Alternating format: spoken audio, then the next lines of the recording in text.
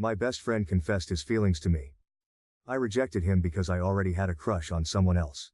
In response, he became hostile, spitefully speaking of both me and the guy I liked. Unable to bear the criticism, the boy I liked abandoned me.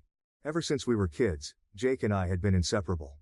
We met in elementary school, bonded over our mutual dislike for the cafeteria's mystery meat, and from there, a friendship blossomed that seemed unbreakable.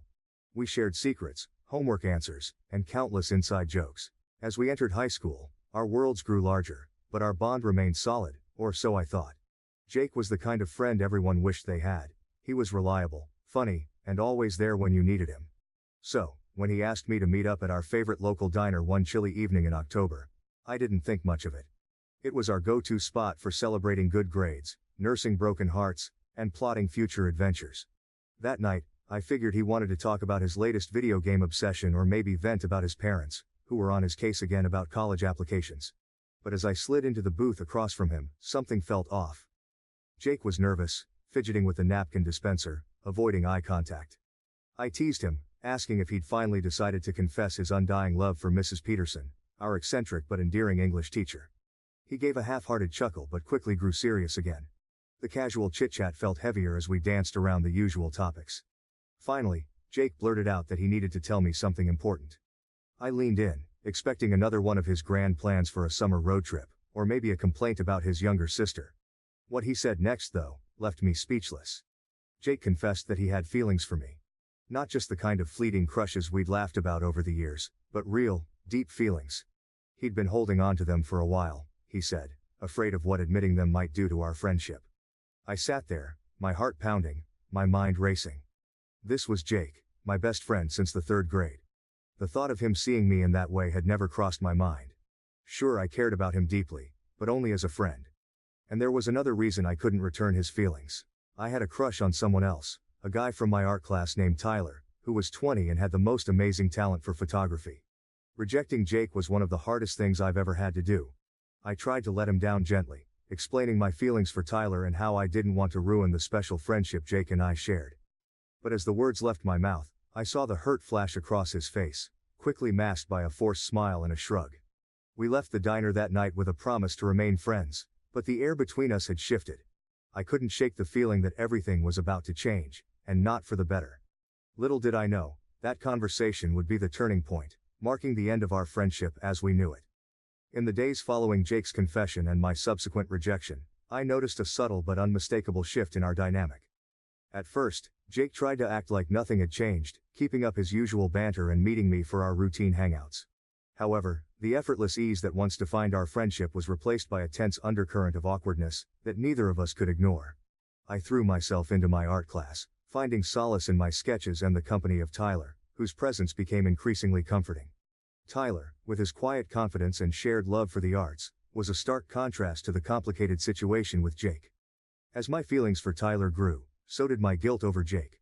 I was caught between the burgeoning possibility of something new, and the deterioration of something once solid. Meanwhile, Jake's hurt began to manifest in ways I hadn't anticipated. It started with small digs, veiled as jokes, about Tyler's age and his artistic ambitions. I tried to brush them off, attributing them to Jake's struggle to adjust to our new normal. But as the weeks passed, his comments grew more pointed, and I learned from mutual friends that Jake was spreading rumors about Tyler and me. He painted me as someone who led him on, only to discard him for someone else. The tipping point came when I confronted Jake about the rumors.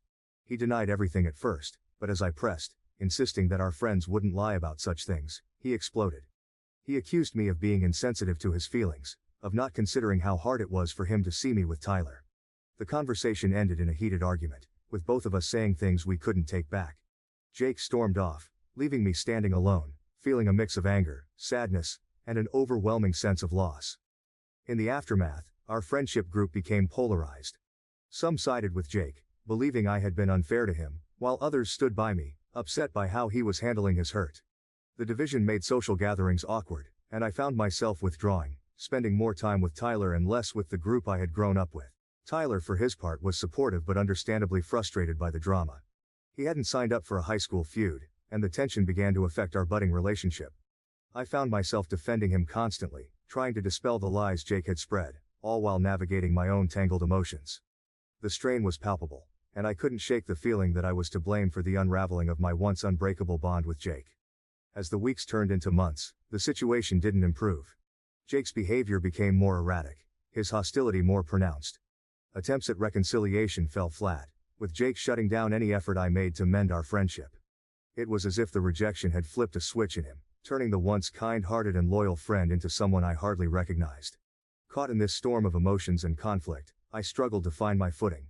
My grades began to suffer, my artwork lost its joy, and the shadow of my fractured friendship with Jake loomed large over everything.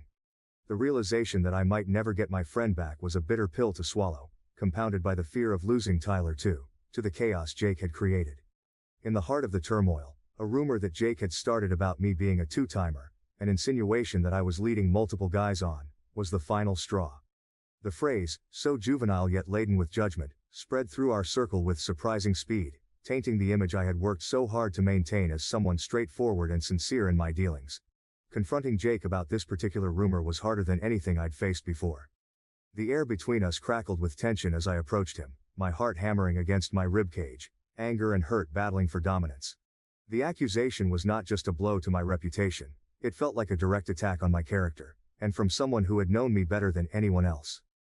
"Jake, we need to talk," I said, trying to keep my voice steady despite the storm of emotions brewing inside me. He looked at me, the flicker of defiance in his eyes quickly masked by a semblance of indifference. "About what?" he asked, though the guilty shift in his gaze told me he knew exactly what the issue was. "About what you've been saying, about me being a fisherman." I spat the word out like it was poison. "You know that's not true. You know me." For a moment, there was a flash of the old Jake, the one who would have never entertained the thought of hurting me, but it vanished as quickly as it appeared, replaced by a cold, hard mask. "Maybe I thought I did," he said, his voice laced with bitterness. "But I guess people change, or maybe they just reveal who they really are." The conversation spiraled from there, voices raised, words we could never take back hurled like weapons. The hurt from his rejection, the frustration with my feelings for Tyler, and the pain of watching our friendship disintegrate exploded into a cacophony of anger and betrayal. In the end, there were no winners, just two people standing amidst the wreckage of a friendship that had once meant everything. As the days passed and the storm of rumors refused to calm, Tyler and I found ourselves increasingly caught in the eye of public scrutiny. Despite our efforts to ignore the whispers and stares, the weight of public opinion began to take its toll. Tyler, who had always moved through life with a certain ease, found himself ill-equipped to handle the constant barrage of judgment and speculation.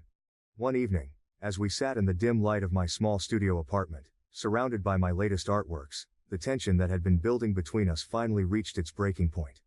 Tyler, his usually calm demeanor frayed at the edges, voiced the fear and frustration that had been brewing in silence. "I can't do this anymore," he said, his voice barely above a whisper but carrying the weight of a final verdict. "It's not just about us anymore, it's about this circus around us. I thought I could handle it, but I can't." I tried to reach out to him, to bridge the gap that had suddenly yawned wide open between us, but my words felt hollow even to my own ears. The rumors, Jake's spiteful campaign, had poisoned what was pure and beautiful between us, turning it into something fraught and fragile. "It's not true, any of it. You know me, Tyler. You know who I am," I pleaded, desperation threading through my voice. But doubt, once planted, is a difficult thing to eradicate.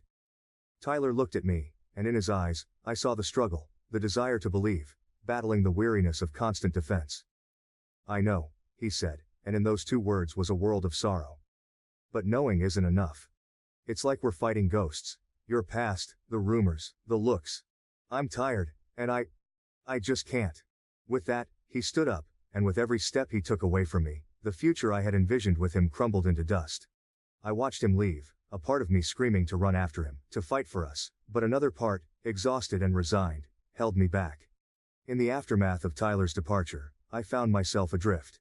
The art that had once been my refuge now echoed the emptiness I felt inside. The canvas remained blank, mirroring the void where inspiration used to flourish. I had lost Jake, my best friend, because of a truth I had stood by, and now I had lost Tyler, the one I loved, to lies I had no control over. The journey from that point was slow and solitary. I learned to find solace in the silence, to appreciate the solitude that allowed me to reflect and heal. My art evolved, no longer just an escape but a way to process and to express the myriad emotions that the ordeal had stirred within me. As the final chapter of this turbulent period of my life came to a close, I found myself alone, grappling with a pain so profound it threatened to consume me entirely. Tyler's departure had left a void in my life that seemed insurmountable, a constant reminder of the cost of truth and the destructive power of rumors. The absence of his presence, once a source of joy and inspiration, now felt like a wound that refused to heal. The studio apartment, once filled with laughter and the promise of shared dreams, echoed with the silence of loss. My art, a reflection of my inner turmoil, became darker, the strokes on the canvas more frantic, as if trying to exorcise the demons of betrayal and abandonment. In the depths of my despair I reached out, seeking solace in the shared wisdom of others who had navigated the treacherous waters of heartbreak and emerged on the other side. I poured my heart out on forums, in letters to unseen friends, and in late-night conversations with anyone who would listen. The question that burned within me was simple yet profound. How do you move forward when the past clings to you like a shadow? And so, I stand at the crossroads of my own making, drowning in a pain that is both a burden and a teacher. I reach out to you, to anyone who has felt the sting of betrayal, the ache of lost love, and the weight of a world turned upside down. How did you find your way back to the surface? How did you learn to breathe again, to find joy in the sunrise, to see beauty in the broken? Finally, I want to extend my sincerest thanks to all of you who have taken the time to share your stories on Reddit. Please continue to journey with us, share your experiences, and together, let's create memorable moments. Turmoil became darker, the strokes on the canvas more frantic, as if trying to exorcise the demons of betrayal and abandonment. In the depths of my despair I reached out, seeking solace in the shared wisdom of others who had navigated the treacherous waters of heartbreak and emerged on the other side. I poured my heart out on forums, in letters to unseen friends, and in late-night conversations with anyone who would listen. The question that burned within me was simple yet profound. How do you move forward when the past clings to you like a shadow? And so, I stand at the crossroads of my own making, drowning in a pain that is both a burden and a teacher. I reach out to you, to anyone who has felt the sting of betrayal, the ache of lost love, and the weight of a world turned upside down. How did you find your way back to the surface? How did you learn to breathe again, to find joy in the sunrise, to see beauty in the broken? Finally, I want to extend my sincerest thanks to all of you who have taken the time to share your stories on Reddit. Please continue to journey with us, share your experiences, and together, let's create memorable moments.